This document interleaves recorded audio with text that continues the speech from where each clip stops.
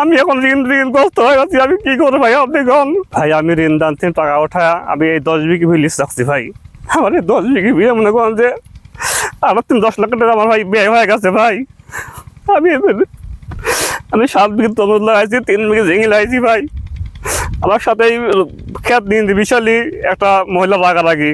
ওই মহিলা বলছে যে তুই যদি আবার এই মানে খেতে লাগবে 5 টাকা মিলি, ও আইসে 6 টাকা মিলি। তাই আমি বলছি যে আমার 6 টাকা মিলি কী করবো, 5 টাকা মিলি দরকার। ও কইছে যে ছড়াইলে কোন দাম 5 টাকা মিল দেবো, হলে কাজ করেন না করেন। তো বলছে যে আমরা যদি এমনি ঘুরে চলে যাই তোর পস্তাইন লাগবি, তো কেমন শিক্ষা দেবো, তোর কত বসা লাগবে ভাই। এই কয়লা চলে গেছে, আমি অন্য মানুষ দিয়ে কাজ করাইছি। কাজ করার 4 দিন পরে বই শেখছি, 5 দিন আমার তরমুজ গাছ ওঠা আলে কাঁদি করছে ভাই। আমি এখন ঋণগ্রস্ত হয়ে গেছি, আমি কি করবো ভাই আপনি কন। আমার একদম 8-9 লাখ টাকা খরচ হয়েছে ভাই। তরমুজে 8-9 লাখ টাকা খরচ হয়েছে আমার। তরমুজে 1 বিঘে 2-2.5 লাখ টাকা তরমুজ বেচা যায়। আমার অভিযোগ দিচ্ছি এবং শাস্তি চাই ভাই যে করছে।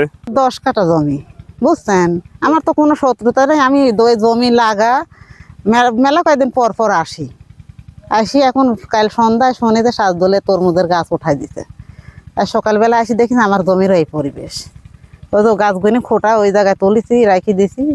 এখন আমার তো কোনো লোকের করে সন্দেহ নাই, কোনো লোকের সাথে ঝরগা বিবাদও নাই। এখন আমার জমিটাই অন্যায় করেছে, আমি তো ওটা বুঝিনি কিছু। সাজদলের যে অন্যায় করছে সেই লোকে আমার অন্যায় করছে, তাই ওই সাজদলের সাথে আমার অভিযোগ